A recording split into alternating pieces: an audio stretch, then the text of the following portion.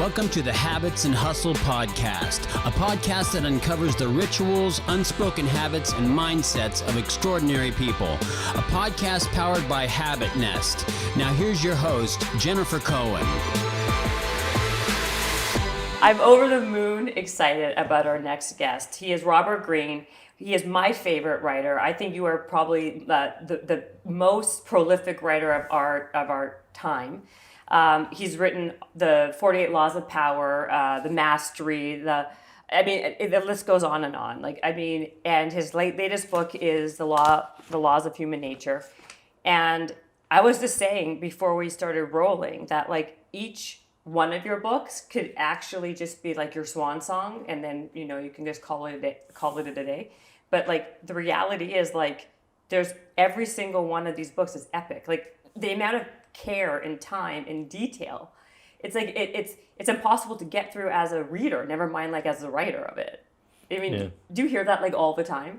I hear it. Yeah, it makes me feel very good because there's a lot of pain and effort that goes into the book, but you get the satisfaction when people tell you stories like that, or that they respond to how much work and effort. Because one of the laws in the Laws of Power is make it look effortless. Don't let people know that you had to work so hard for it. Right. So I try not to show all of the excruciating, tedious labor that went into it, but to recognize it, it feels very nice. So thank you. How does anyone not write?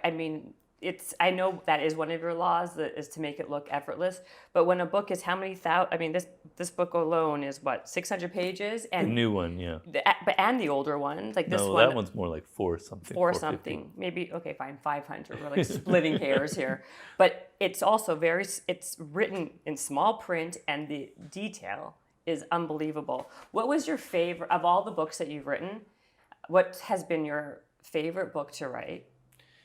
Well, I'd have to say the 48 Laws of Power, because prior to that book, I was living in Los Angeles. I was working in Hollywood, and I wasn't very happy. I was kind of depressed, to be honest with you. I was about 36 years old.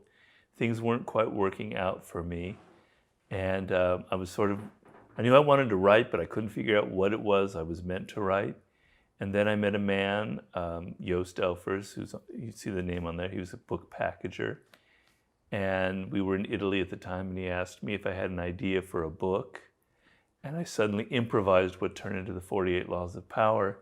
And the reason it's my favorite book is it just totally turned my life around. Mm-hmm. I wouldn't be here talking to you, obviously, if it weren't for that book. It was also great timing, because nowadays you'd never be able to pull off a book like that. Publishers wouldn't have gone near it.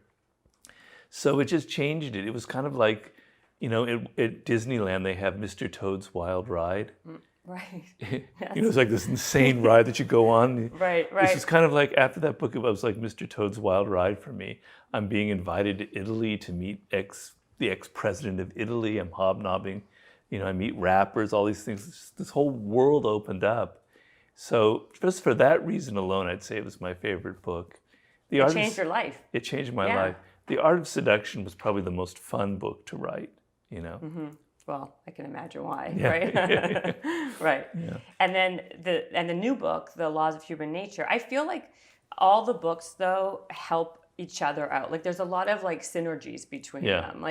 If you read The Laws of Human Nature, understanding why people do what they do and human nature dovetails nicely into the 48 Laws of Power, really, right? Because that's how you influence people and gain power. I feel like there's a lot of interconnectedness. There is. And your background, you've had 80 jobs before you even started, right? Or something like that? Well, my wife and I once tried to count, because she's heard, you had that job? And 3 months later, oh, you had that job? And so one day she said, how many jobs did you actually have? And we sat down with a piece of paper. I think we got to 60. And then I said, I know there are others that I can't remember, because there were periods in my life. Right. But in college, I had all 10 different jobs. Then I lived in Europe, and I did construction work in Greece. I taught English in Spain. I worked in a hotel in Paris. I worked for a TV company in London. In New York, I had all these different jobs in journalism. Here in LA, I worked for a detective agency. I worked in Hollywood. All over.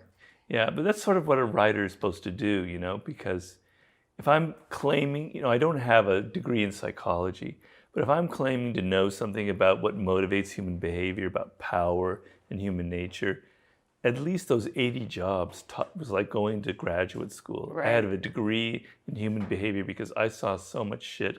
Can I use these Yeah, words? you can say whatever I you saw want. so much shit, so much manipulation, so much crap that I think I'm qualified to write these books now. Right. So you basically feel like just by pure observation, you were just able to be. I was going to say, what made you feel not just qualified, but did you ever know that you even had it in you to be so good? Well, the other element is I read a lot. So I'm reading a lot of history, philosophy, and psychology. So those two things my experience in that kind of creates the soil for me able to write the book. But, before I wrote the book, I was living in a one-bedroom apartment in Santa Monica.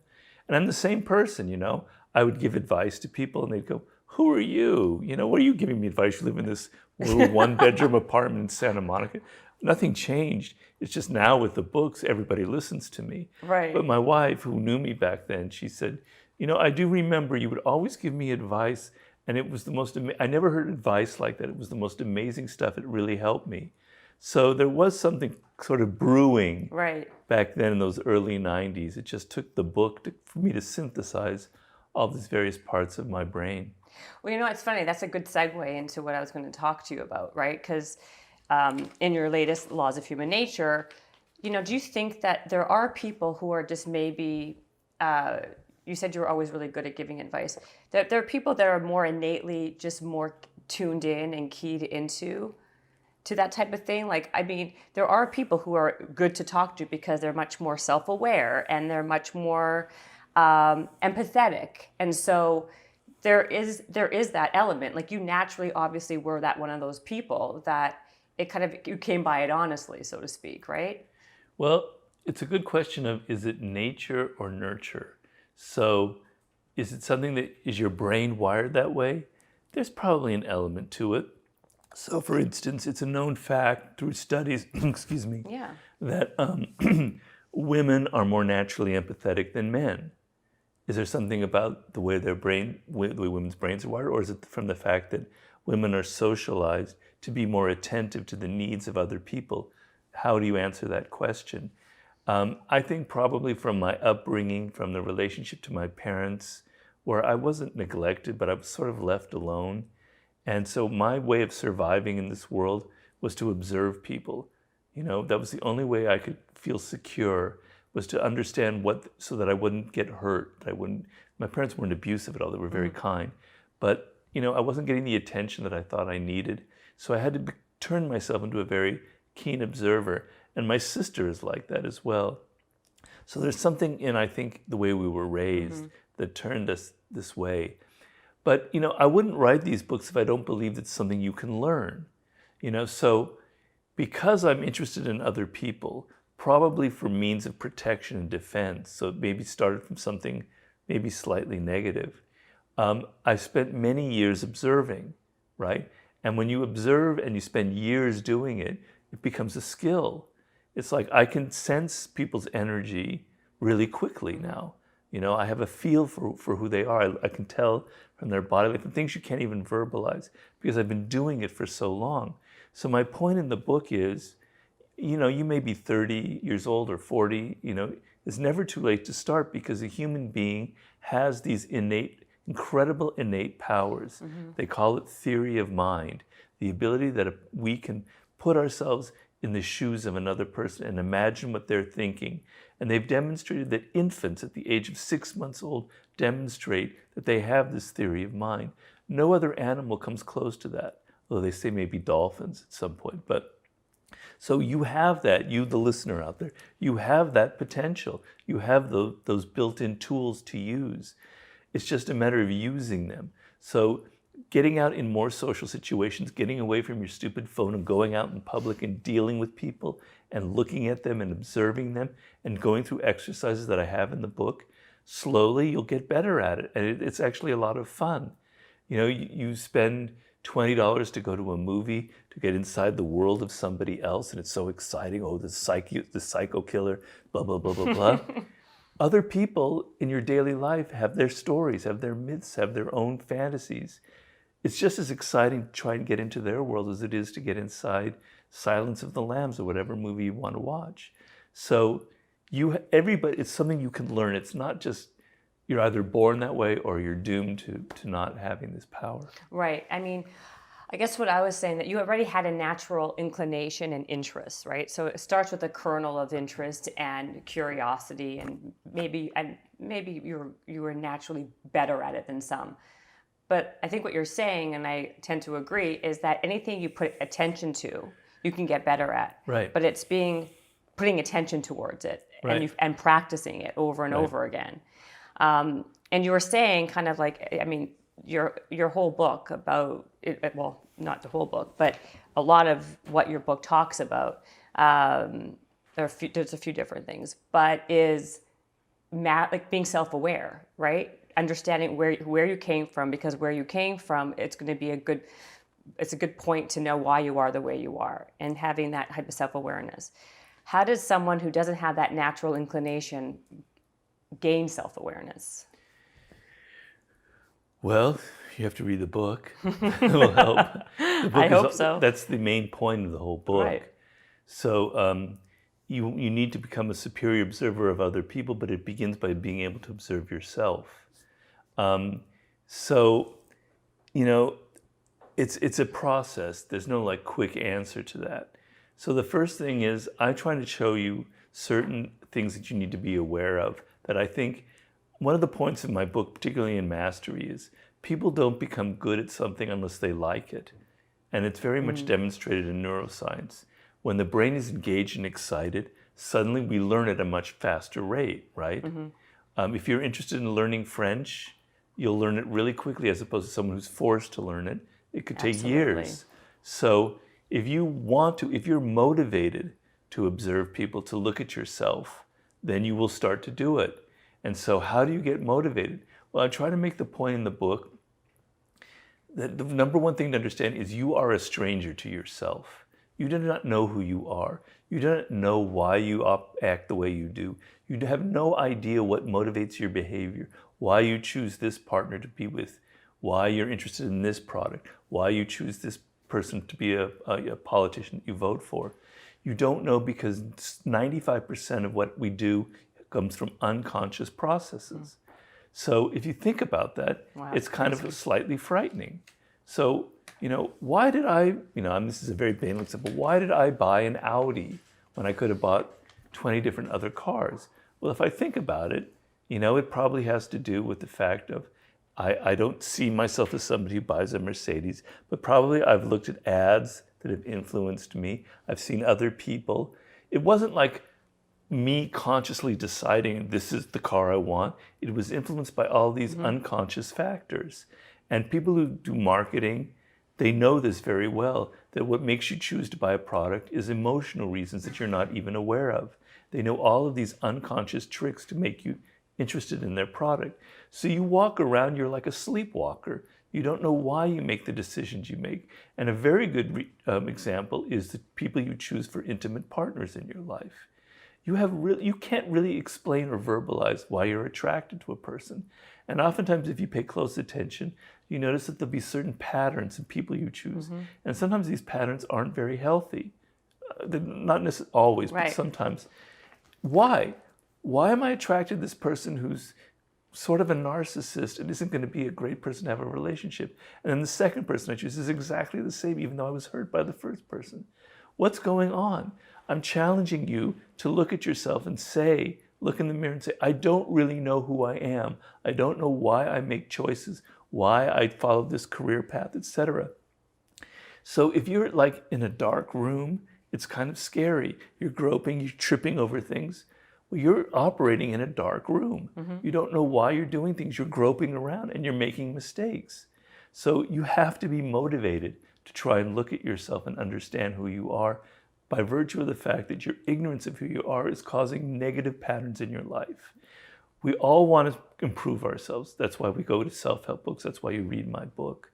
But you're never going to improve yourself unless you understand who you are, unless you look squarely in the eye and admit your flaws, admit the bad patterns in your life. So it's almost like, Alcoholics Anonymous. You have to get down on your knees and admit, I don't know who I am. And because that's a frightening thought, I'm now motivated to try and make the steps to understand. Right, and that's why I think the first step is, like you said, like ask yourself the question, like take a pause and say, why am I doing what I'm doing? What is the reason behind this? Like that initial, I think that even that initial moment or that second of pause makes you maybe retrain your brain to think a little bit. Right? Like Definitely. And then you just mentioned something about, which is what I wanted to talk to you about, is the dark side, right? Everyone has these hidden things about them. But you said that when someone has a dark side, they should kind of embrace their dark side, because it can be liberating. What do you mean by that exactly? Well, I explain in the book, is a chapter on what the great psychologist Carl Jung called the shadow. So you see the moon, you see the front of the moon, and then there's the backside that you never see. Well, every person has a dark side of the moon, has a dark side, has a shadow side. Where does it come from? It comes from your early childhood. When you were a child, when you were 2 or 3 years old, you were this complete ball of energy. You were like a round ball. You experienced all of these emotions. You could be angry. You could even be very resentful, even hate your parents. The next moment you love them. You could be very aggressive. You could be very peaceful. Right. Children have this, they're a complete being. They haven't learned how to control themselves, right? That's who they are. And then as they get older, they feel pressure. Parents are telling them, come on, you have to behave. You're wearing me out. People, you have to look good for other people. So you feel pressure to kind of alter your behavior to fit in better. Teachers do that, peers do that. You get older and older and older. And those complete qualities that you had, some of which could be seen as negative, were like repressed, were pushed down, right? But they don't disappear. Nothing that you repress ever disappears. It's there, it's lying inside of you, it's latent. It's an energy that's there all of the time. And what happens as you get older, you feel like you're cut off from part of who you are. You feel like a part of yourself got sawed off and is floating behind you, and it's painful. And that part of you will come out eventually because there's a lot of tension there from the shadow. It wants to be expressed. So when you're angry, when you're stressful, when things aren't going your way, when you're frustrated, suddenly you'll explode and you'll do things that normally you would never do. The 65-year-old professor will leave his wife and run off with a 20-year-old student. Welcome to LA, actually. Exactly. Happens a lot here. Exactly. But that side of you, I'm trying to tell you, you're a complete person. It's no good to deny or repress these parts of you. It's better to embrace and accept it and not be a hypocrite. So you're not saying really to act on it. It's just a question of just accepting, acknowledging that it's there. Yes, but more than that, it's using that energy. Somewhere, but you use it towards something more productive. Productive. Pro-social, productive. So for me, I say if I have to do my own self-analysis, I'm a really competitive person. I hate losing. I hate losing in anything. Right. And it's kind of gross. It can be kind of an ugly trait sometimes. Where do I channel it? I've learned to channel it into my work. I want to sell more books than my friend. I want to make a great book. I want to have a lot of success. So I pour it into my work. And there's nothing wrong with that because I'm actually creating some value for society. Right. If you feel very angry about the way the world is, pour your energy into working for a just cause, for justice in this world. And don't just sit there and spew and get resentful and get on the internet and spew hatred. Actually do something. Pour that energy into something productive. If you're an artist, you're a filmmaker or a writer, take that angry energy that we all have and put it into your work. I do have a lot of anger. I think from my years in Hollywood, I kind of resent people who are hypocrites. I don't like hypocrites. Right. And I poured all that into my books. I express it in my books. There's a layer of anger in the 48 Laws of Power. But it's not explosive, it's controlled, it's channeled. Channel that energy, channel that dark energy into something productive because it's very, very powerful. And the other thing I would say is we admire like rock stars, like a David Bowie or a Madonna. And we admire them because they're more authentic. They're displaying their shadow, and they're not afraid of it. And we go, wow, that's like a real human being. We're secretly attracted to people like that who aren't so controlled and repressed, whereas we're kind of repulsed by people who've like tamped down their shadow. And I talk in the book about Richard Nixon as somebody who was very uncomfortable with himself, right, and it made other people kind of uncomfortable. You know, you say something, I'm curious what you think about this, right? Because there's a couple of different points between the 48 Laws of Power and this book. You're saying people who express themselves, right? But one of your things was, in I think it was 48 Laws of Power, was to be kind of like to kind of be flamboyant in a way, to stand out, right? That's one of your points. So at what point is someone being authentic and that's who they are versus putting on a show or an act because they know they're being somewhat manipulative because they know, like a Madonna, for example, or that if they don't stand out, they'll just kind of like fade into the background? Well, the quality of being a kind of a show off is something that you either have or don't have. It's hard to put it on. It's hard to fake it.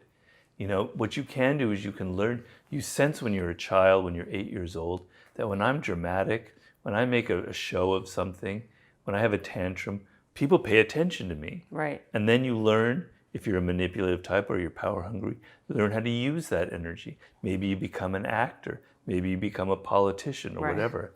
Okay, and you channel it into that, and you learn to exaggerate it. You learn to use it for effect. But I don't think you can turn an introvert into someone who likes to show off and be an exhibitionist. I think it's very difficult, because you have to kind of have pleasure and enjoy that element of getting that kind of attention. And not everybody has that. You know, so the art of seduction is all about that. The art of seduction, I talk about the 9 types of seducers. Right. And one of them is the type that we're talking about here. Right. And what I'm trying to say is, you out there, the listener, you fit one of these 9 archetypes. It's sort of who you are. You were wired that way. And the game is to be aware of who you are. Oh, I'm a siren, I'm a rake, I'm a charmer. And then to exaggerate it, to bring it out more. And, you know, I talk a lot, my view of humans is we are all actors. None of us go around in our social lives just being who we are. We don't tell people, oh, you don't look so good today. You know, oh, your screenplay sucks. We are the opposite, right? We learn early on to act. Right. Some people are better actors than others. But you need to be an actor in life, and I don't think there should be anything negative attached to it. It's just, your question is, how do we know whether it's authentic or not? I think you can feel it to a degree. So, you know, when you see a performer and they're giving everything, there's a sense of, you know, it feels real. You do. But sometimes there are people, they're rock stars, they're musicians or actors, where it does feel like they're kind of having to fake it. I mean, we can sense the difference. When something's contrived, you feel right. Yeah. I mean, you know, now circling right back again to human nature, you're talking a lot about how we're all some level, we're all narcissistic to some capacity, yes. Right? But I found it interesting. You were saying that the deep narcissists tend to end up being quite successful in life. They can be. Right? They'd be like a CEO of a technology company. So is it because... Tell me, well, why don't you talk about that a little bit? I'm interested in that. Why? Why do you think they can be? Because... Well, okay, so to do that, I have to explain why we are all narcissists. I'll try and make it as brief as possible. You don't have to be brief at all. Okay. I love having you here. I don't want you to ever go. Okay. Be as long-winded as possible. Okay, don't tell me that. You're going to regret saying that. I will not, trust me. Well, I'm trying to say to the reader of this book, get off your high horse. Stop saying, oh, it's the other person who's aggressive. It's the other person who's got envy, not me. I love that when you said that. Yeah. It's always that person who is that person. Yeah. No, you are implicated. We're all cut from the same cloth. We all have the same flaws. We all have the same tendencies. We all have selfish, narcissistic tendencies. We are all to some degree self-absorbed. So get over this. The person who says, oh no, I'm not a narcissist, is the biggest fucking narcissist of them all. Because they're singling themselves out as if they're superior. Right. It is a sure sign of narcissism. Where does it come from? It comes from the fact that when we were children, we had a lot of attention, most of us, not all of us, had a lot of attention from our parents. And then a point is reached when we're 4 years old, maybe a little earlier, where they start withdrawing that attention because they realize we have to be independent, because they have other siblings to attend to, because they have other things. So you're not getting that intense attention that you got from the mother or even the father early on. And it's a very painful moment. You have to start to learn to be independent. And the process that we go through is we develop a self, an image of ourselves. It's almost like you're looking at yourself and it's projected on a wall. And that self has good qualities. You love that self. It has, it has things that you're comfortable with. It has certain tastes and desires that who you are, and you like that. And so in those moments when you feel pain, when you feel abandoned, when you don't feel you get your attention, you are able to withdraw into yourself and not feel so bad. You're able to get the love from yourself. You don't depend it on other people. You're not aware of that process because it all happened unconsciously. But psychologists have demonstrated, have cataloged it. It's a very real phenomenon. And so slowly, unconsciously, you develop this idea of yourself, this kind of ideal version of who you are. And as you get older, this tendency gets stronger and stronger. You like other people who share your own values. You like other people who flatter you. You like people who like you. These are all signs of your self-absorption, of your narcissism. There's nothing negative about it. Stop judging yourself. Every single person you know has these tendencies. Even Saint Teresa had these tendencies, all right? It's so true, though, when you think about it, right? Like, we tend to like the people who like us the most, right? Yeah. Right. That's just what we do, right? Like, Right. if someone flatters, they'll say, oh, you're so great, you're so nice, you're so this, you're so that. Because it makes you feel good, you want to be around that person, obviously. Right. And look on social media. Who do you glom onto? You glom onto the people who have the same values, the same ideas as you do, because they're like mirrors to yourself. Mirrors to yourself. You're looking at yourself when you look at them, and their nice feelings and their good ideas are your good ideas as well. So you're a narcissist. Just admit it. Now, The deep narcissist. some people are what I call deep narcissists, and they had a childhood that was different. They come usually from maybe a broken home. There are two things where things can become dysfunctional. A, the parent neglects them or is abusive, and the love and affection that they expect is actually the opposite.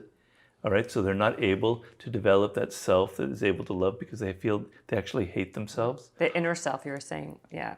Or B, the parent overwhelms them with attention and suffocates them to the point where they're not able to develop an independent self.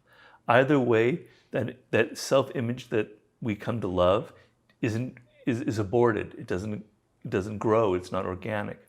And so when the child reaches 5 or 6 years old, in those moments of pain, when they're not getting the love they need, instead of turning inward, they have to turn outward. They have to become a performer. They have to act out to get attention. They have to throw a tantrum. They have to be extremely dramatic. And sometimes that drama is very exciting. We've seen children like that who are always performing. They're very cute. They're very charming. They know how to get attention through their wit, through their antics, right? Okay? But it can come from an inner emptiness. They're acting out. They have to. It's the only way they can get the love and attention they need. So I compare it to a thermostat that you have in your brain.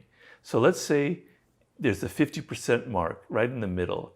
That's where half of your attention is to yourself and the other half is towards other people. And the higher you go up on that towards 100 is the more you're capable of putting yourself into the thoughts and minds of other people, getting outside of yourself. The lower down you go, the more self-absorbed you become. So we naturally, I call us functional narcissists. We're able to function in this world. We're narcissists, but we can function well. And we're normally at that halfway point. Sometimes we rise above because we're very interested in people. Maybe we fall in love, or maybe because of work, we really have to focus on people. We can rise to 60 to 70.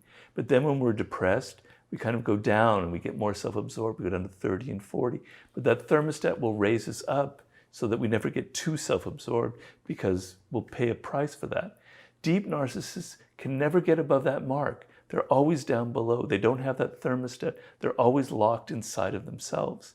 And as they get older, they have to become more and more dramatic to get that attention.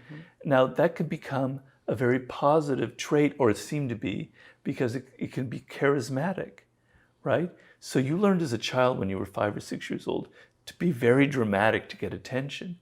Now imagine you've been doing that for 15, 17 years, and you're in your 20s. You're like a master at getting attention, right? And you have this kind of energy where I need love from you people. I need love from you. And it's very seductive. And people will give you that loving energy. You're a master magnet at attracting that energy, right? But it comes from an inner emptiness. And at some point, it can turn against you. But you look at people. I was on the board of directors for a company called American Apparel.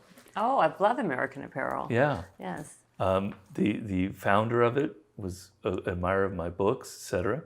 Shocking. Yeah. But I love him. He was a great person, but he was an incredible, deep narcissist, right? Right. Um, I take your word for it. yeah. Trust. Trust you. Okay. And so, but because of that, he had incredible charisma, and everybody was attracted to him for it. But then there was a very dark side to it, which ended up being his undoing. We can see our current president as somebody who is definitely a deep narcissist. I would say Elon Musk, and it's been demonstrated, there have been profiles. My friend Neil Strauss did a profile of him. He definitely has very strong narcissistic tendencies. And he's very dramatic and very charismatic. It's a source of his power, but it's also a great weakness. A lot of great artists are deep narcissists, Right. But they're able to put it into their work and create great things. So that's their way of dealing with it. See, it's funny, you say the word charisma. A lot of times what I notice when that behavior, like Donald Trump or whoever, to me I don't see charisma. I just see like it's annoying, and it's I wouldn't it's say uncomfortable because when you feel that they're just unraveling or they're trying too hard. Like I think that quality of trying too hard is like the opposite of charismatic in a way. Yeah, I'm not saying everybody who's a deep narcissist is charismatic. I know what you're saying, but I'm saying it builds up that kind of personality where people are magnets towards it. Yeah. Right. I mean, a classic example that I use in The Art of Seduction is Marilyn Monroe. She was an orphan. She came from a terrible background. She was completely neglected as a child. A lot of great actresses have that same background. Right. I think a lot of Hollywood is like that. Yeah. Definitely. And then when you peel the layers of the onions, that's when you really find the wounds the underneath. Wounds, exactly. Yeah. That's what I mean. So that's why I know what you're talking about, especially where we live, right? Because we're in the heart of it. We're in the heart of it. You see, like what people show you on the outside, it's very different than what really happens on the inside. Right. Right. And so, and that's another thing what you said, which I really kind of keyed into was. Pick people for their character, not because they're charismatic or because of intelligence, because character is the most important thing, right? And I think a lot of times that's how we get ourselves in trouble, right? Because we pick people because we're drawn to that bright, shiny light. Right. Right? So, your fate in life we're a social animal. Your fate is tied with the people you choose to associate with. There's no getting around that. And you're either associating with people of good quality, of good character, or people of negative qualities and negative character. And the difference between how you make those choices will be the difference between being happy or unhappy, being successful or failing in life. So I know I've done consulting work with a lot of very powerful people in business, in sports and entertainment. And their choices of the wrong business partner is why they come to me over half the time. Right. Right? I thought this man he was so, he's so smart, had a great resume, great ideas. And then the next thing I know, he's like stolen the company from me. Or the next thing I know, he was actually really stupid and he made really bad decisions. And they have suffered. Their company is destroyed. They lost a lot of money. Their reputations are ruined. It can cause real trauma. Right. These kind of bad, toxic relationships, bad choices. So what is the root of the problem? The root of the problem is human nature. We're animals. We judge things based on appearances. It takes effort to stand back and say, maybe the appearance, maybe the smile, maybe the mask that people are wearing isn't reality. We're not primed for that. Naturally, we see someone laughing, we see someone liking our jokes, we see someone saying the right things, and we respond to it. Right. We don't have that cynical or that mistrust gene that says, maybe it's not all what it seems. So if we're hiring somebody in there, they've got a witty, charming personality and a good resume, we hire them, but they have bad character. Now, what do I mean by bad character? Character is something that you can measure as strength or weakness. It's not a moral judgment. It's a strong character or a weak character. So there's the kind of metal that they call it's a tensile quality. That metal can bend, but it doesn't break, right? And that's how they design jets to have that kind of metal, right? And that's a kind of strength. It's a really strong metal that can bend a little, but it never breaks. That's the kind of quality you want inside of a person. You want to judge their inner strength. And what do I mean by that? Okay, well, here's a few good barometers. How do people handle stress? Under stress, that metal shows its weaknesses. So you hire somebody and they seem brilliant and everything. Then the shit hits the fan, there's pressure, and suddenly they can become hysterical, they make bad choices, they can become extremely selfish. I never saw that side of them. It's because they were hiding it, and only stress reveals it. Right. Stress reveals character. Just as power, a position of power, reveals character. When somebody is rising to the top, they'll be all charming and wonderful. Then they get power and suddenly they turn into a raging asshole. Yeah. Because the power has gone to their head. You didn't see that until they've gotten to the position of power. That's their character being revealed. But you can see signs of it early on in how they treat other people, how they treat the people below them. Okay? So pay attention to the little things that people reveal, like how organized is their desk? How organized? Are they always late? Do they get things in on time? Do they treat other people who they don't have to treat well? Do they treat them well? Everybody in the company. I talked in one of my books about Louis XIV. He would treat everybody in the Palace of Versailles with incredible kindness, even the cooks, even the maids, etc. You want people like that who are able to treat people who they don't have to be good to, but they're nice to. That reveals something about them. Okay? How do they handle criticism? Yeah. Can they take criticism? Or do they wither up and become whiny, weepy little kids, or get all defensive? That shows you that inner strength, that tensile quality. I had a Ryan Holiday, you probably heard of Ryan. Yes. And a book of his is over there.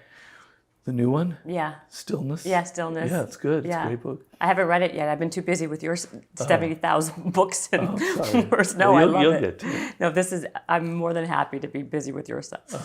Yeah. Anyway, Ryan was my assistant years ago on one of my books. I'm kind of helped him get the career that he has now.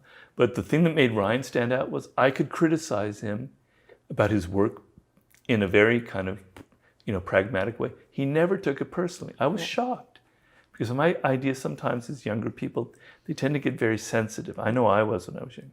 No, he was a perfect gentleman. He understood it, and he used that information to get better. Right. That's a sign constructive criticism. He took it. Yes, a lot of people are that's a great way of seeing someone's true character. Right. They're not like flimsy and like just basically break down because you're criticizing them. Right. So that shows inner strength. Right. You want to find people like that to hire, to even be your intimate partner, because it will, you'll avoid all that unnecessary ugly drama. You'll get along better. You'll have, an easier life. Everything will go smoother if you make the right choices. So when you meet someone and you're in that position where you have to make a choice, think first of their character. How can I gauge it? And don't get, seduced by their appearances. Right. No, I think that's a great point, and I think it's very true. And I think a lot of times, though, people, it's hard in the moment, right? Because you get so like, you get so like engulfed into like how they're charming and nice and flattering, but I think the character is a huge one, and I think it's a great one. The other thing we were talking about is self-opinion, right? Because in your book, it's if you have to basically, I feel I don't know if it's manipulative, it is, but I feel like that's what it is. When you have to cater to how someone feels about themselves. I really like this part. Like, it's like, for example, if you have a certain opinion of yourself, the way I would influence that or penetrate that is if I cater to that. Just how it would be like if you are with somebody who has a really low opinion of themselves. If you're too nice to them, they won't like you, right? Because they're used to being treated badly. Right. Which I think, again, like why I think why I really love your writing is because I think you really tap into like really what the nonverbal cues that people really tell a lot more with, right? It's not just because they say this and because they act like that. It's all the like behind, like the nuance in someone's behavior that you really kind of get someone's true character and how people really like think and how you really influence them. Sorry. No. It's very well put. I mean, think of it this way. With words, I could lie. I could say anything. Right. I could say, I am the greatest basketball player who ever lived. You should see me. I scored 70 points. I played Michael Jordan one-on-one and I beat him. I could lie. You know, words are easy to lie. But nonverbal behavior, patterns of behavior, actions, they don't lie. You can't lie with them. Mm-mm. The actions that you've done in the past, your patterns of behavior, reveal who you are. Your fake smile, your negative body posture reveals how you really are feeling, not your words. Right. So pay attention to this other language. I call it a second language. The language of actions, of patterns of behavior, and of nonverbal communication, because they're eloquent. They actually tell you the truth. Right. And then so if someone has a bad opinion of themselves, right? Because like we were talking earlier, people's natural inclination is to be flattering and kind and tell them all these things. What happens when you do that? Like, there's been times when, like, you know, I know when men do this all the time, right? They try to like get with a girl or whatever, and that girl has such baggage and whatever, and like they're like, I don't understand why she doesn't like me. Like, I sent her flowers, I called her on time, I did this, I did that, and like nothing, and she's dating some like jerk off. Because like that girl's used to being treated that way. She doesn't know any different. Right. But how do you figure that out early on to kind of, I hate to say it, but to influence and help, you know, to kind of get what you want? Well, there are clearly signs of it. I mean, if you paid attention to that woman, she would show signs of great insecurities. I mean, you know, you can't really hide that. And by the fact that you're sending her flowers and she's not responding is already a sign that something is going on. Exactly. But it's all a matter of paying attention to people because they do reveal it. So most people have a positive self-opinion, but I'd say 10% or 20%, maybe more. We all have a negative I was going to say, you think it's that low? Well, I think that we all have a negative opinion of ourselves to some extent. Right. But most of it is relatively positive. And even people with a negative opinion, they manage to turn it into a virtue. They manage to say, everyone has screwed me. I've been a victim. Everybody hates me. And it's their way of feeling kind of justified and superior to others. I'm a better victim. I've suffered more than other people. Therefore, you know, that makes me kind of something higher than others. Superior in a way. Because you don't want to nobody likes going around in life just totally hating yourself. So you turn even the qualities you don't like into something almost negative, almost positive. But let's just say more people than not do have a high self-opinion, and psychological studies have demonstrated this. So when it comes to our intelligence, we tend to rate it higher than it actually is. We think our IQ is higher than it actually is. When it comes to our autonomy, that we make decisions on our own, we tend to have a higher opinion. We think we're more rational than we actually are. When it comes to, what was the other aspect? Excuse me, Emotion, you said no, rational.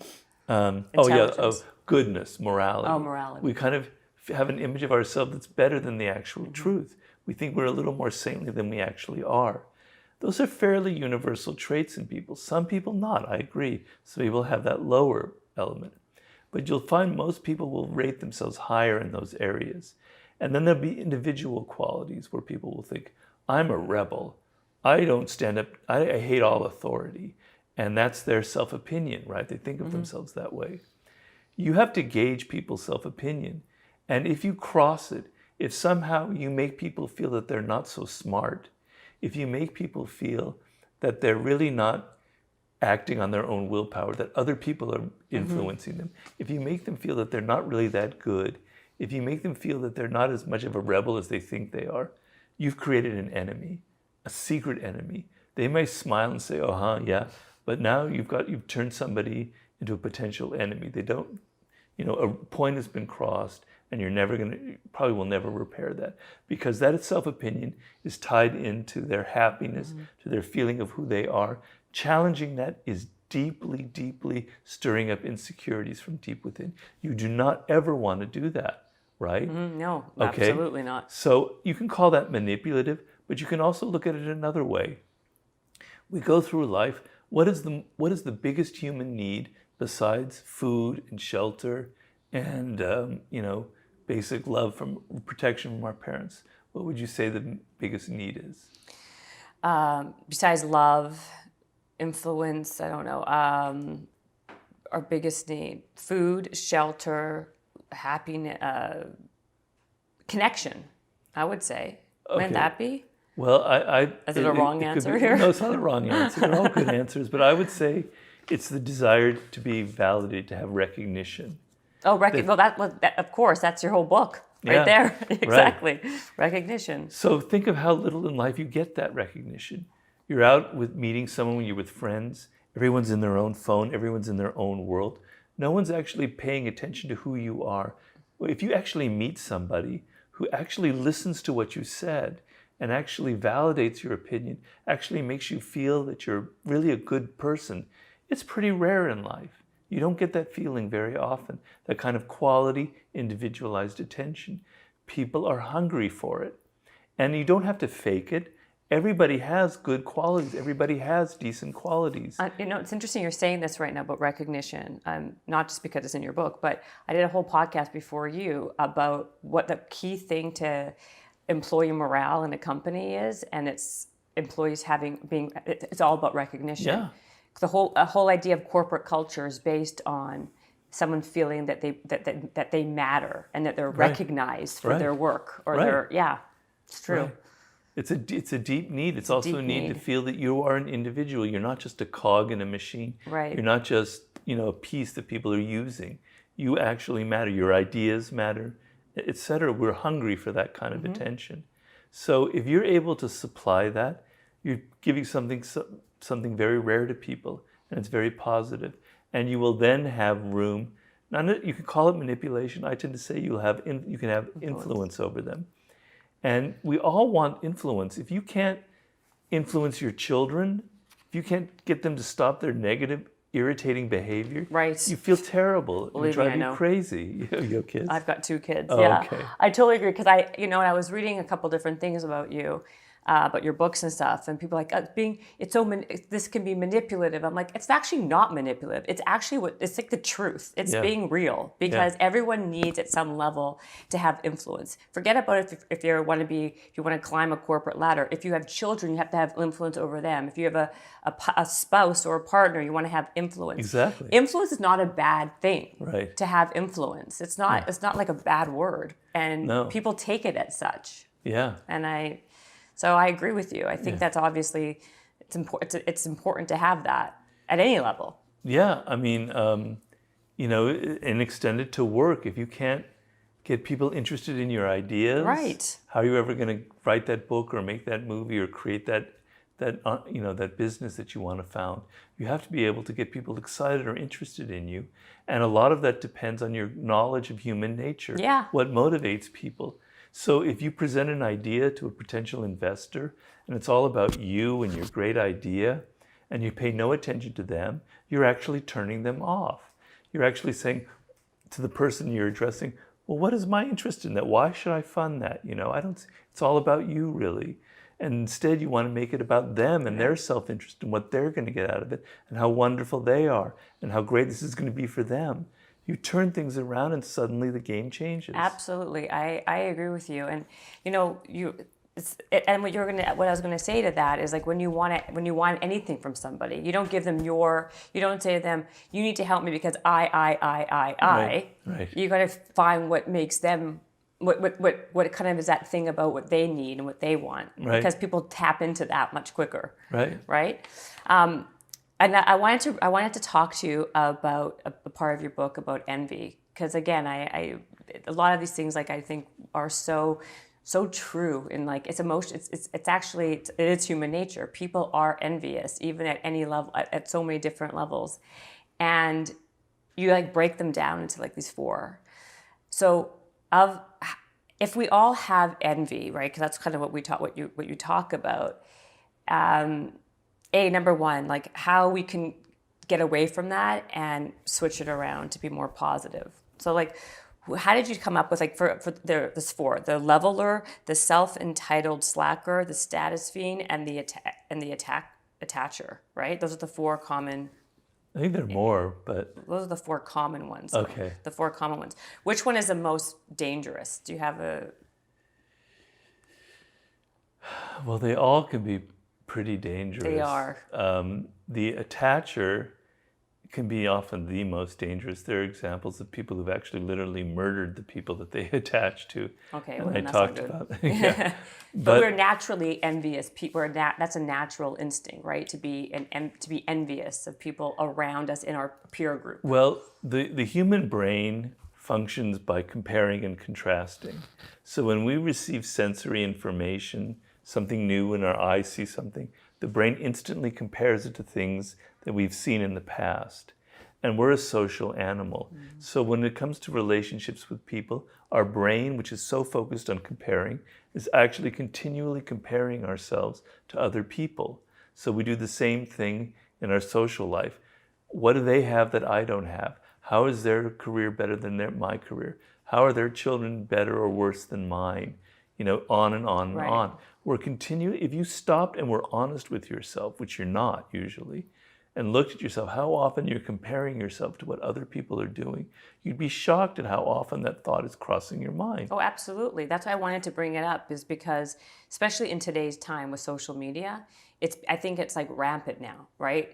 Because I think that all the anxiety and depression levels are so skyrocket, like they're so high because you see glimmers of people's life on Instagram and whatever it is, Facebook, whatever it is, TikTok now, and whatever the platform is. How old are your kids? 4 and 6. Oh, they're still young. But my 6-year-old actually knows what TikTok is, which is sad to me, right? Because I think it's perpetuating this problem. Yeah. 15, 20 years ago, not to age myself, but we didn't have this. So it was more dull in our surroundings, right?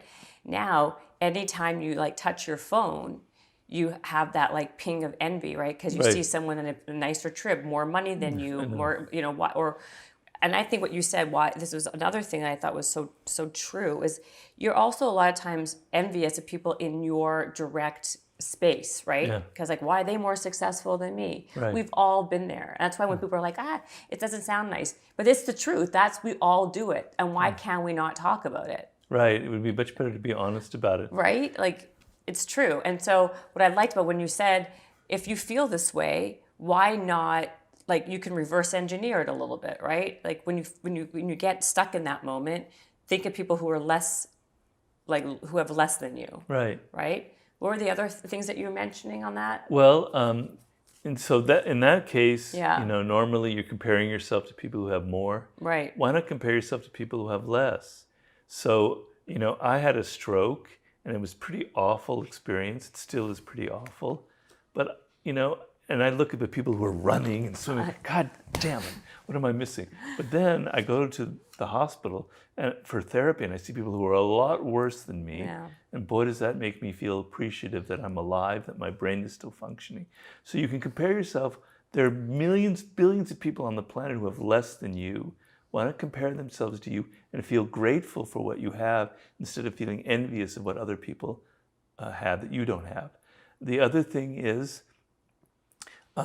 so instead of feeling like you want to hurt somebody who has more than you, which is sort of the impulse that envy has, most of us don't act on that impulse to hurt. Some people do, and you have to be aware of them. They're very dangerous. But instead of comparing yourself to others and feeling a little bit angry at them, why not use the fact that people are doing better than you as a spur to motivate you to rise to their level? Emulate them. Try and compete. Try and make, instead of trying to act like you're on their level with things that you post on the internet. Why don't you actually learn some skill and actually found a business or write a book or create something that will make them envious of you? Right. Turn it into a positive competitive instinct, right? Right. Because ambition and competitiveness is not necessarily a negative thing if you channel it the right way. The other thing is you tend to feel, they call it Schadenfreude. Yeah, I know. I love that. Schadenfreude's amazing. Well, Schadenfreude means that you actually feel a little bit excited when other people have bad things happen to them. Kind of makes you feel good. It's a secret, you never admit it. Right, you're a little happy when something bad happens to somebody that's doing really well or that you're envious of. Right. But so I talk in the book about the opposite feeling, which would be actually feeling joy when somebody else has success. Now, I know that might sound kind of Pollyannish, but I maintain in the book that we all have a higher self, that we have a self that wants to be better. We want to feel empathetic. We want to feel that we're noble. We want to feel that we're basically on the right side of things, that we have the potential to create something great, that we're disciplined, etc. It's a part of ourselves that wants to come out. And the ability to actually not just fake your happiness that someone had some good news, but to actually feel their joy, feel it, is a really make you feel better about yourself, and that other person can sense it. So, I've had the personal experience with this because I've had some success with my books, obviously, and prior to that, I didn't have much success. So in all 80 jobs? In all 80 jobs. I had moderate success, but nothing to write home about. Wow. So I had suddenly received quite a lot of envy from my friends. And I could sense that rare person when I told them, that I just sold my book or look at it's doing really well. They would actually be really happy for me. They'd be very excited. And I thought that is a really great human quality. That shows, we're talking about character, that shows a generosity of spirit. And you will actually feel better about yourself.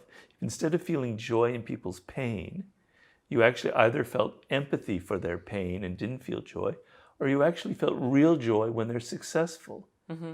So these are ways to turn around that envy. I have other ideas. I can't remember them all. That's okay. You don't have to remember all of them. It's okay. The book is 600 pages. Oh, I know. I do remember one more. Okay, go ahead. I remember one more. So you think people are doing really well and you're really envious, but if you got closer to them, you'd realize that they're actually as miserable as you are in some ways. I know. I love that you said that. It's so true, right? Because I think that's one of the points that you said that I was like, that's why I kind of smirked when I read through it, because it's true. Like, again, like when you peel back the layer of anybody, right? Everything always looks. Someone once said to me, the grass is always greener until you see their water bill, right? Because it's true, right? Like it always looks so beautiful. That applies to LA for sure. 100%, right? It's LA at its finest.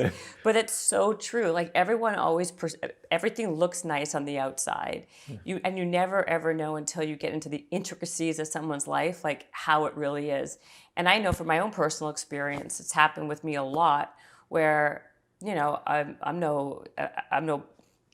like everyone else, like you said, I have envy too. And whenever I get into a situation where that I'm like close to that human being for more than 3.5 seconds, I'm like, oh my God, I'm so happy with my life. It's the best way to not be envious anymore, is to actually get close to the people that you are envious to. But I don't think social media is helping it. Even when we know, I think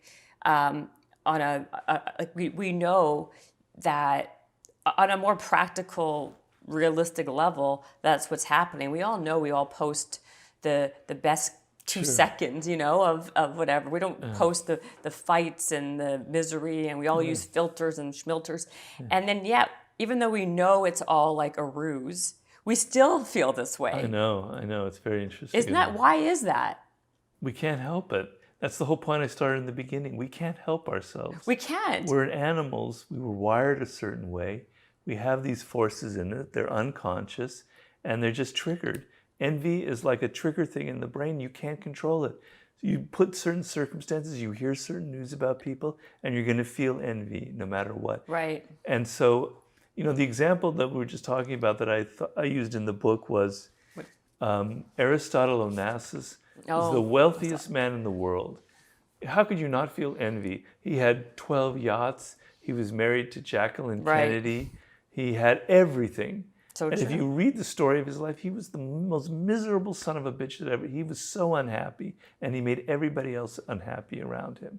So, don't go around envying people just because they have money or nice cars or a lot of success. They could be a lot unhappier than you are. Oh, 100%. And like that's why I find it that's what I found so interesting is even when we know better, we still can't help ourselves. I know. It's a crazy thing. I mean, when you're saying now, when you've had the stroke, I mean, you look at the people who can run, but when you take a step back and look at the people who can't even, walk, right? Yeah. It puts things in perspective. Yeah. I guess having taken that pause and gaining some perspective. But it's not easy. It's exactly. And I know it's not easy because I feel it every day when I see people running up and down my street. I can but imagine. I have to work on it, and I have to run. I get that pang of envy, and then I go, wait a minute. Remember those other people you've heard about? Remember this person who died? That person who got permanent brain damage? Blah blah blah. So That's right. And like I mean, and also like you were saying, like when you've had this success now after 48 Laws of Power, your life basically changed. How did you respond when you saw people who didn't give you the time of day, right? All of a sudden they're like nice to your face, they love you, they want to be involved, they'll listen to anything you have to say now. Well, it usually was the opposite, to be honest with you. I would think the envy was like friends were suddenly like, oh, the 48 Laws of Power, what an ugly book. I didn't realize Robert was like that. Oh, he's just selling out. He's just trying to make money. How are you selling out? How is that a sellout of a book?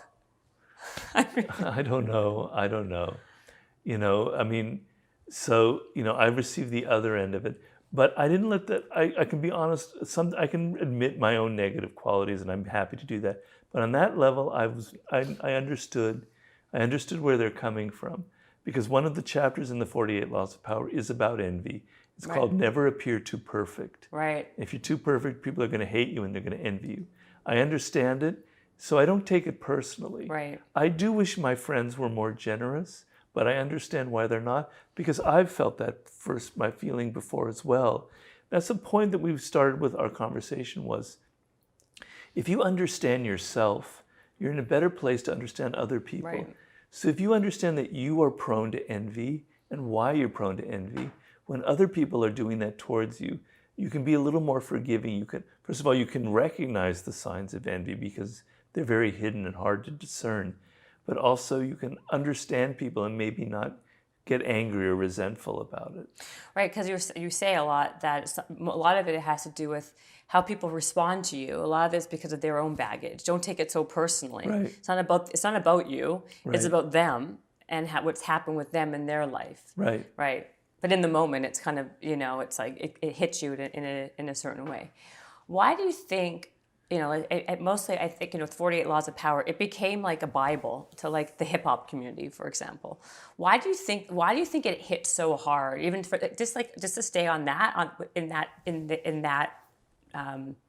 that community? Why do you think it became such a big, prolific Bible, so to speak, for the hip hop community? Well, I can't really totally explain it. They would have to explain it, but I've got an idea.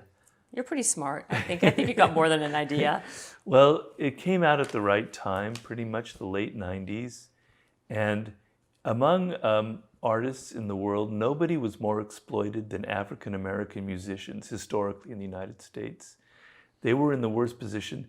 There's some of our greatest musicians ever in the history of the United States. Think of all the great jazz greats, Right. Miles Davis, John Coltrane, on and on. Right.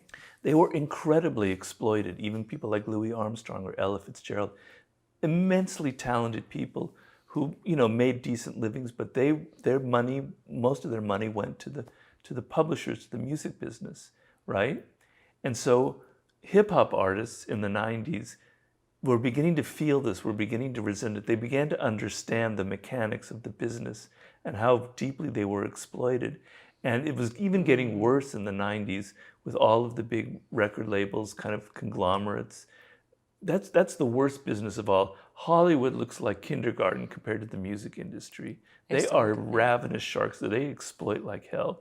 And so beginning with people like Tupac, etc., a sort of mentality was evolving where we want to own our own music. We want to be entrepreneurs. We don't want you to be taking all our money. We could be doing other things, having a brand, selling products, starting our own business, but we also want to own some of our music. And so they were beginning to get involved in that element of the business. And people would tell me, God bless his soul because he's no longer with us, Chris Lighty, who was 50 Cent's manager early on and was the manager for a lot of other great artists like P. Diddy. He told me that, when he first got into the music business in the mid to late 90s, he was shocked at how ruthless and awful people were. And 50 himself told me that nothing could prepare him. The streets of Southside Queens where he was selling crack, that's a pretty ugly environment. Mm-hmm. But he said it was nothing compared to like Interscope Records, Yes. So the book helped them. It helped them understand these are the laws of power that people use. Get other people to do the work, but always take the credit. Mm-hmm. Always say less than necessary. Never outshine the master. These were certain things that they could learn, and it would help them navigate this really dangerous environment and understand some of the manipulations that were going on against them. So I think because it came out at that time, it resonated very deeply. So it was sort of a bit of luck. The timing was right. If it had come out earlier, they wouldn't have had that kind of resonance. But there are certain things that the hip hop community kind of got very excited about, like the movie Scarface, mm-hmm. or about Sun Tzu and the Art of War. Right, that's a big one too. Were you a big fan of that book? You've mentioned it. Art of War? Yeah, very much so. Yeah. Could you say a bunch of stuff about a few things about that and your thing? It's a great book. It's a great book. Yeah. Sorry, go ahead. No. Yeah. So it's just, I think it resonated with them. It came out at the right time. And I think it kind of gave them a roadmap for perhaps how to deal with this sort of shark-infested environment. Go ahead. Well, the only other thing is, I think they appreciated the honesty of the book. A lot of books that are about power or success, they kind of sugarcoat it. Mm-hmm. They kind of go, well, be nice, be generous, blah, blah, blah, blah, blah. And I was giving you like a straight shot of whiskey. Yeah. This is what it's really like. And I think that kind of, they appreciated that. That's why I appreciate that. That's why, how many of those 48 Laws, how many millions did that one sell? Just that book alone.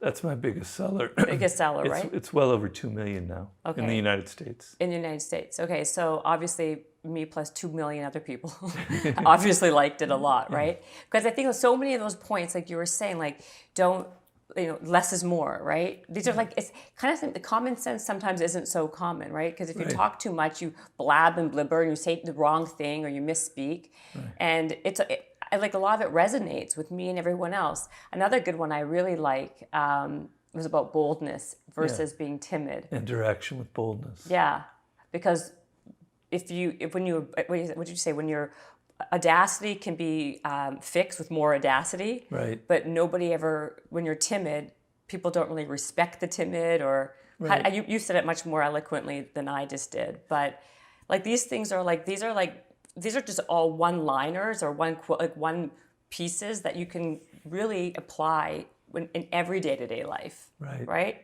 Are you now like, how, when you talk to people and like deal with, you're probably sussing out the situation all the time. Like, how do you not, right? Like, it's kind of like you become like the expert, exponential guru of our time. Like, how do you not sit here and be like, oh God, this girl's a total dud, or this girl's a dum-dum, or like, I try not to do that. I try not to judge people that way because... How do you not, though? It's human nature, too. My goal isn't to, like, put you in a category. My goal is to understand you. So, like, if there's somebody, this is not you at all, but if there's somebody who is somewhat insecure, etc., I don't want to sit there and go, God, what a drip, what a... I was like, drip. Why are they like that? And then I'm probing, and the writer in me is trying to see, what if I were them? What was their childhood like? What was going on behind it? What is the source of their wound, for instance? And then maybe a picture comes into focus where I can understand them on a level, because that sense of understanding them is a much nicer and healthier and more productive feeling than, oh, they're bad, they're stupid, they're ugly, blah, blah, blah. Because that's not accurate. They are who they are, just like an animal or a rock or a plant has a nature. That's who they are. They evolved that way. They built defenses to protect themselves, just like anybody would in their circumstances. So it's a better thing to understand them. Not saying that some people are not dangerous or toxic. Believe me, that's all I write about in my books are toxic people. Right. So you can't just be a lamb and embrace and hug everybody. You have to be aware. But even with the Donald Trumps, the Joseph Stalins, the people who are extremely toxic and dangerous, your ability to understand them as opposed to judging them gives you power over them.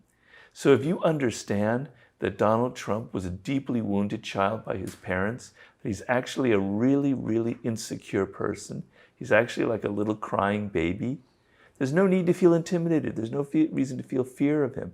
Look how many people are intimidated by him. Look about how many people fall under his spell and do his bidding because they're afraid of all his bluster and his anger.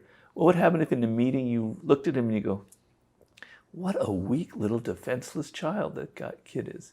He adapted that way because he never got any love, just like Richard Nixon. You know, and maybe you feel pity for him, but you're not going to be intimidated. You're not going to get sucked into his drama because you know that's the power that he has over you. And you know that underneath it all is great layers of weakness. Mm-hmm. So your ability to not always judge people and react and get upset and defensive is power, translates into power.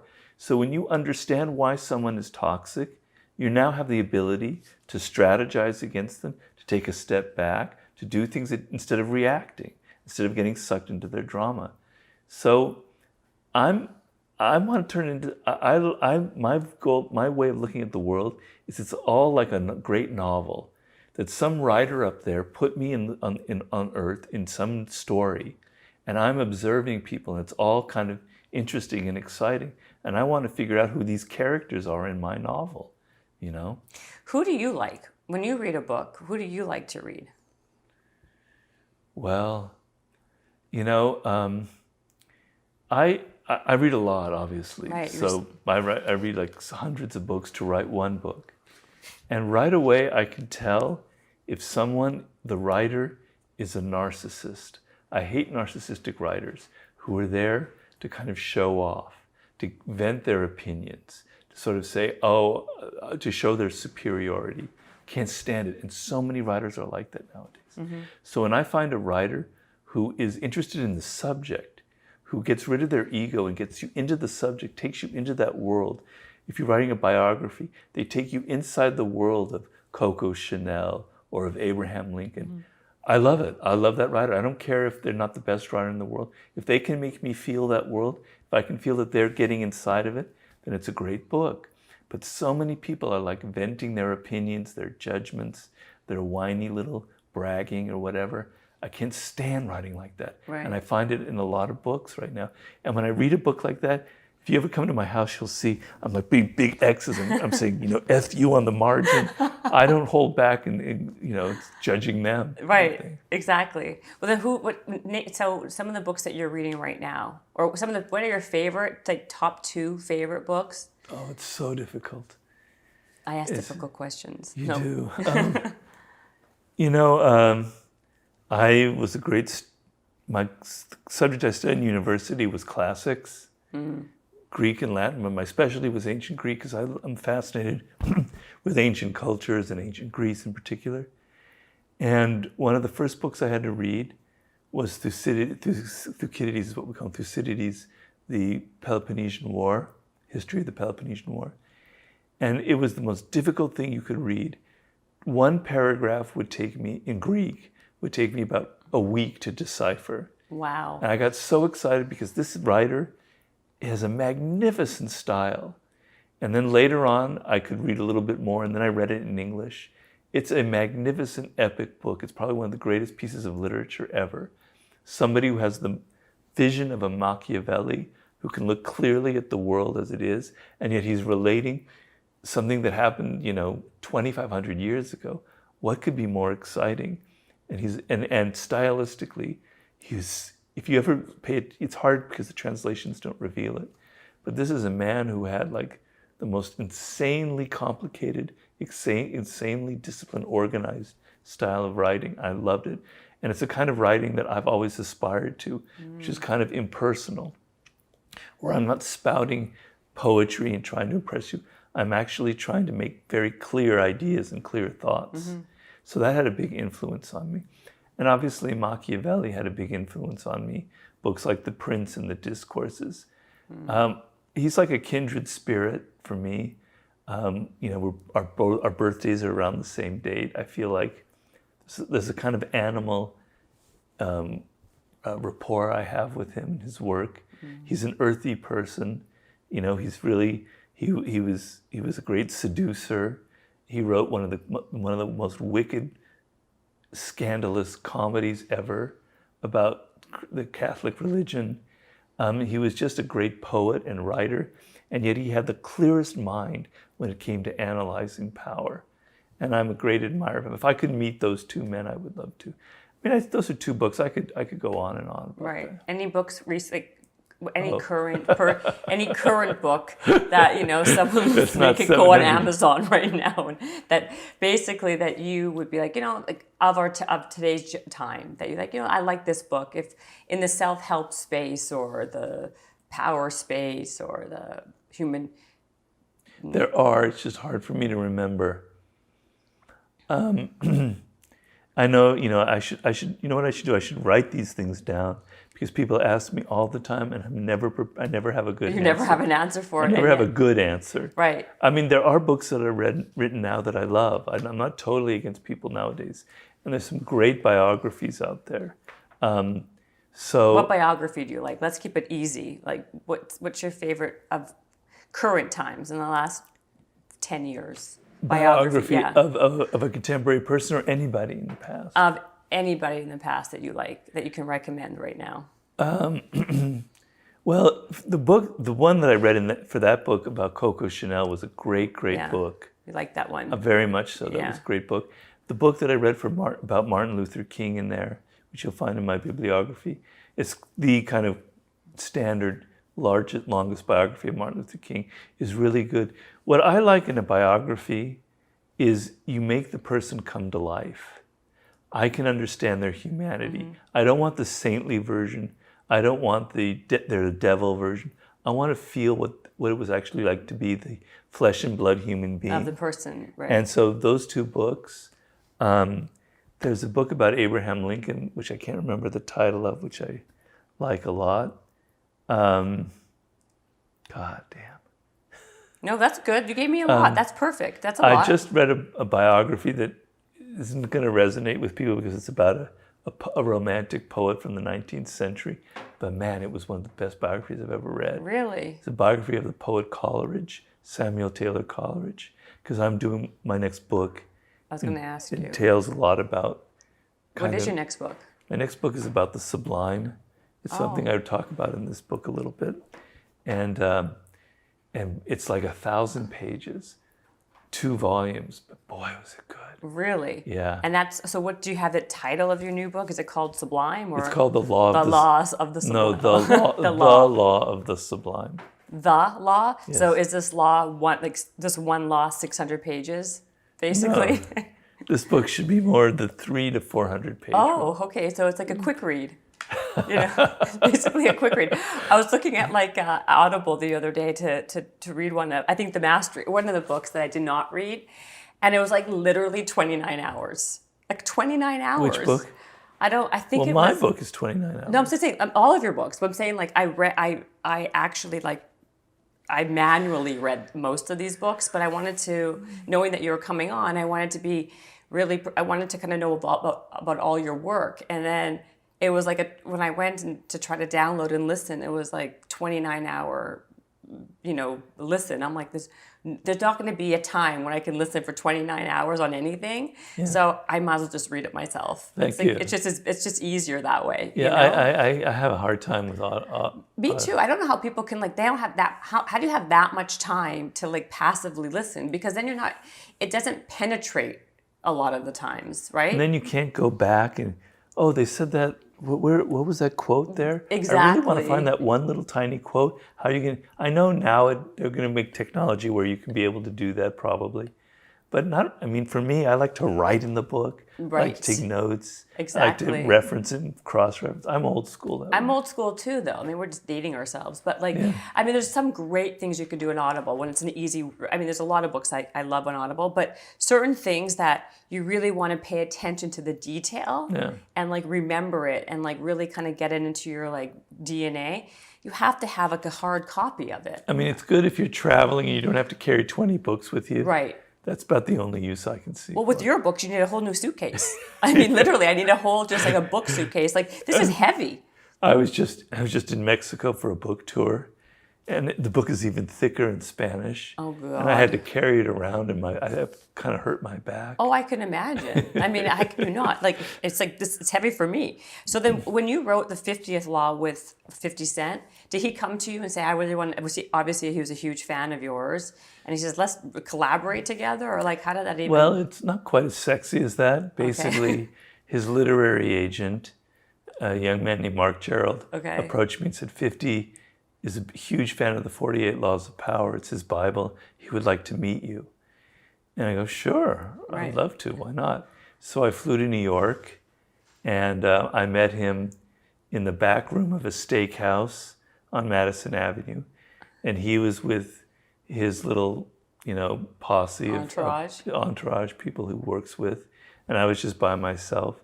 I was a little bit intimidated. I didn't know what he would be like. He has this image and everything. Right. I was a little concerned. And we hit it off really well. Sometimes people, you never know who you're going to connect with. You never know. Sometimes people that you think you're going to hate or who you're going to love, there's no chemistry or energy between them.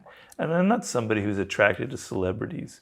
I'm actually more interested in taxi drivers or Uber drivers, people's daily lives. I don't really want to hang out with Taylor Swift, to be honest with you. You don't? No, I don't.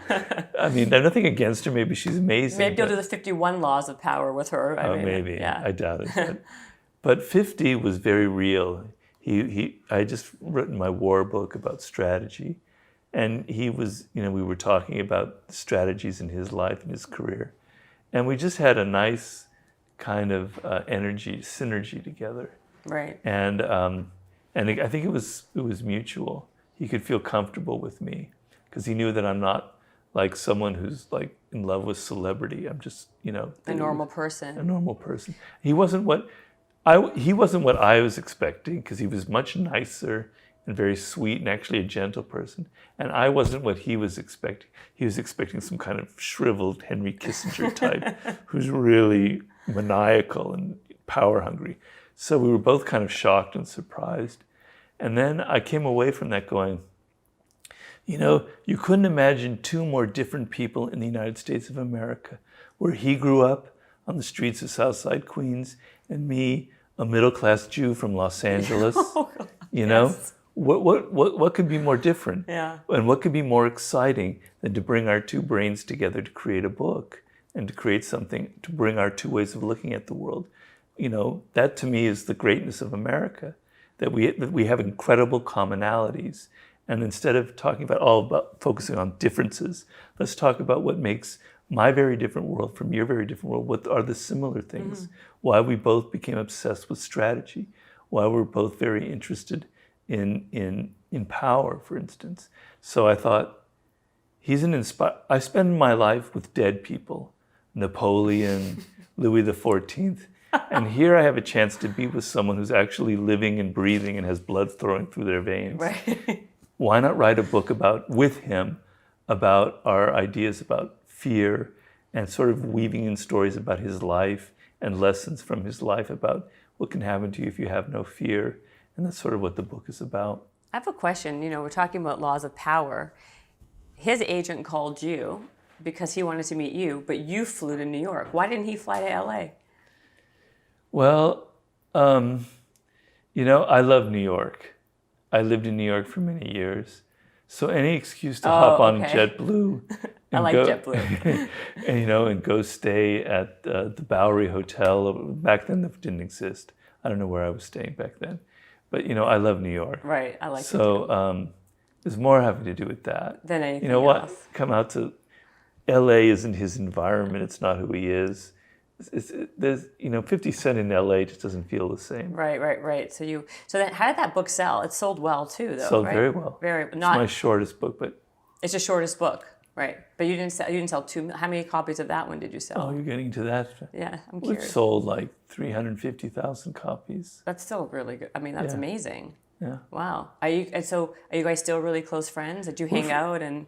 Well, we don't hang out, but we talk to each other every few months, and he's considering maybe turning into 50th Law into a television series. So we've been discussing that. Oh, that would be nice for you. Yeah. Isn't it funny how things come full circle? You used to, in one of your 80 jobs, you were working in Hollywood, as something else, right? And now you might come back to Hollywood with something else. Like, so it came like full circle. I know. And right now we're, what Quibi is. Of course, I know what Quibi is. Yeah. Well, we're maybe. I shouldn't say of course. Yes, I know what Quibi is. Okay, Yeah. so we might be doing the 48 Laws of Power as a series for Quibi, where looks like they're giving the green light. That's amazing. But I can't say for sure. Yeah, knock it's on not wood. wood. Oh, that would be great. Well, we'll see. I'm surprised. I mean, Jeffrey Katzenberg signed off on it, whatever that means. It means a lot. So that's funny. And Jeffrey Katzenberg, there's a whole story about him and Michael Eisner. I hope he's read it. Yeah. I was Because going he comes out well. I have nothing against Jeffrey. No, Katzenberg. you did. I mean, he came out perfect. It Yeah. wasn't. It was all about Michael Eisner. It wasn't about him. Michael Eisner, got jealous, basically, Yeah. of him and Yeah. kicked him out, and then he made a fortune because of it. Yeah. But yeah, he should be. You should be giving this to him. He'll for sure do the. I green will. light. I will definitely do that. I'll underline the passages about it. 100% you should. Well, I think that, I've kept you for how long has it been? Like 5 hours already? Is it? Okay. But you haven't reached Joe Rogan territory yet. I haven't yet, but Joe I could. Rogan keeps you in there for 3 hours. How many bathroom breaks do you get in 3 hours? I don't remember. I can't remember because it was like 5 years ago. But I'm surprised you didn't go back on there for Human Nature. it's up to him. He's an interesting animal who's got his own tastes. Maybe the book was too long. He doesn't like to read.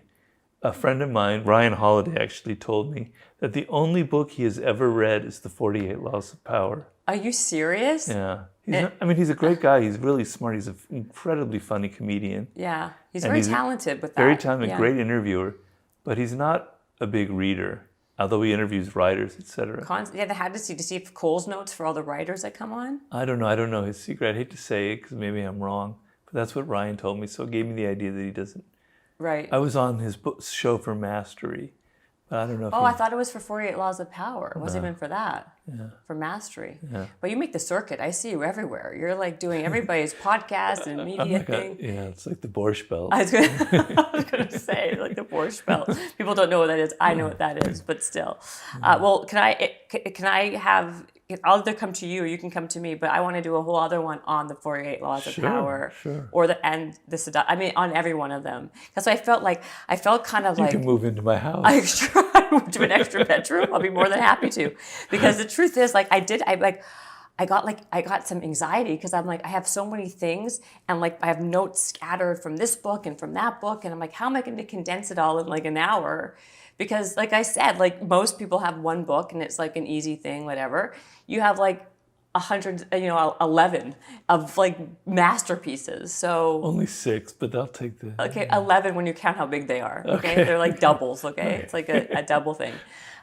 So yeah, and so thank you so much. I really loved having you. Thank you very much. I really enjoyed it. You organized all of your scattered notes very well. Thank you. I appreciate that. Thank you. And good luck with the Quibi thing. When is it gonna happen for sure? Or maybe I just found out earlier this week. I've been dealing with trying to turn the 48 Laws into something for 13 years. I know how things in Hollywood are like, slip through your fingers like quicksilver. Yep. So I'm not, I can hardly say that it's for sure, but I think we'll know in the next couple of weeks. There's a particular individual who's behind it who's kind of famous. Oh, is it Jay-Z? No. Is it 50 Cent? No. Is it Beyonce? No. Okay. Is it Kanye West? No. Okay, who is it? Drake. Drake's behind it? Yeah, well, it's his company that's trying to... I love Drake. And first of all, I'm Canadian, and so is he. Oh, you are? Yes. You're from Toronto? I'm from, yes. So you can understand. You know, he's half Jewish. Of course I know he's half Jewish. He lived in Fort, I know, believe me, I know everything about that kid. I met him, and he interviewed me for, I don't forget for what, and all we talked about was our bar mitzvahs. Really? Did you know that Drake was bar mitzvah? Of course I know. First of all, Drake grew up in Forest Hill, which is an area where I know very well. He was on a show called Degrassi Junior High, right? So I knew Drake before I knew who he was before Drake became Drake. He's like a nice Jewish boy from Toronto. Yeah, well, he's not. There's another side to him. I was going to say he's not really a nice Jewish boy from Toronto, but you know what I'm saying? Like he's behind this project. Well, yes, he started a film company, and he works with Anonymous Content, the company, and his company and Anonymous, they're the people behind it. I'm sure he's wasn't he another one? He's a huge fan of your book. He's a huge fan of the 48 Laws of Power because it really helped him as well. You know, he can testify to how ruthless and awful the music business is, and when it comes to suffering from envy and bitter rivalries in the music business, he has a lot of stories. Oh, you know what? I'll tell you something. I was going to say it earlier. I used to work in the music business. So when I was in Canada, I used to be at BMG Music. And so I moved out to LA to work for a record label. I got poached by a different record label. And I was going to say that business you're right, it makes Hollywood look like a kindergarten. Yeah. Yeah, it's very, very cutthroat. But it's changed now. It's not the same anymore. It's not the same. I really actually don't know because I don't have much contact with the business. I mean, Drake would tell stories. So I don't know in the last 5 or 6 years if things have really gotten smoother or softer. But actually, some things haven't changed where how do you make money in the music business now? It's very difficult. And you're either on the cream of the crop, the top 20 artists, or you're really struggling. That huge middle zone that used to exist doesn't exist anymore. I know. So it's still it's a pretty dog-eat-dog environment. It is. And you know what's interesting? And most of the time, other people own you. They own the rights to you. They own the license to you. And even with all these shows that are, it's entertainment, like The Voice and this one, that one. Very rarely do those, even with all that exposure, those people don't become stars very rare. Very, very rarely does it happen. And if they're a star, 6 months later, never heard of them. You've never heard of them. They may have one hit.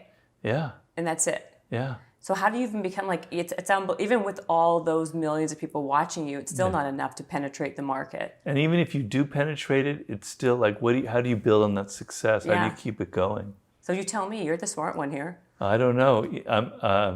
I have an interview this Sunday. You know who Rick Ross is? Of course I do. He's interviewing me on Sunday for his show. He has a podcast. I love how you're doing the whole hip hop community. It's like you said, middle class Jewish boy. It's like you're going from one hip hop artist to another. Yeah.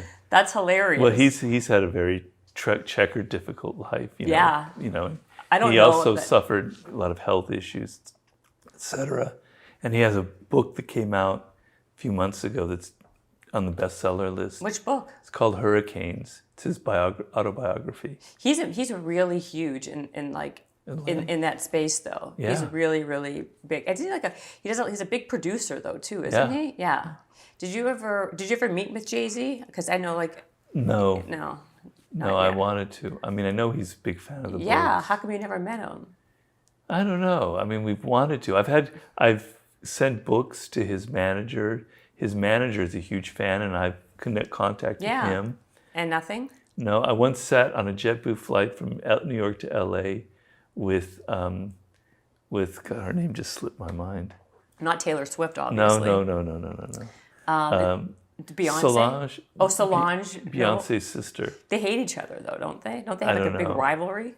Do they? No, didn't Solange beat him up in an elevator one time? Yeah, she doesn't get along with Jay-Z. I didn't know she didn't get along with Beyonce. No, I'm talking about her and Jay-Z. Yeah, I don't think they get along. Right. That's the closest I've ever gotten. How is that possible if he's a big fan? I don't know. All right, so I guess we'll wrap this up because it's been almost, now it's going to get into Joe Rogan time here, right? 2 hours later. All right, so Robert, first of all, like as you can tell as I gush over you, this has been amazing to have you on the podcast. People can pick up The Laws of Human Nature if you are strong enough. It's pretty heavy. You can find it on Amazon, or tell us where they can find you if they want to know more about the insights of you. Well, I have an old website that we've kept together. It's called Power, Seduction, and War.com. The "and" is spelled out. Power, Seduction, and War.com. And there you'll find links to my other books, The 50th Law of Mastery and the new book. It's a... New book being The Laws of Human Nature. Yes. Okay. And you'll find links to all my podcasts. They're too numerous To name. And there's even a place where you can write me your nasty thoughts about my books or how awful I am. And that's probably the best place. All my books are available on Amazon. So if you can't find my books, it's not my fault. I was going to say, it's probably not your fault. Well, it's been a pleasure. Thank you so much for coming on. Oh, well, thank you so much for having me, Jen. My pleasure. It was a lot of fun. Thank you. Habits and hustle, time to get it rolling. Stay up on the grind, don't stop, keep it going. Habits and hustle, from nothing into something. All out, hosted by Jennifer Cohen. Visionaries, tune in, you can get to know them. Be inspired, this is your moment. Excuses, we ain't having that. The Habits and Hustle podcast, powered by Habit Nest.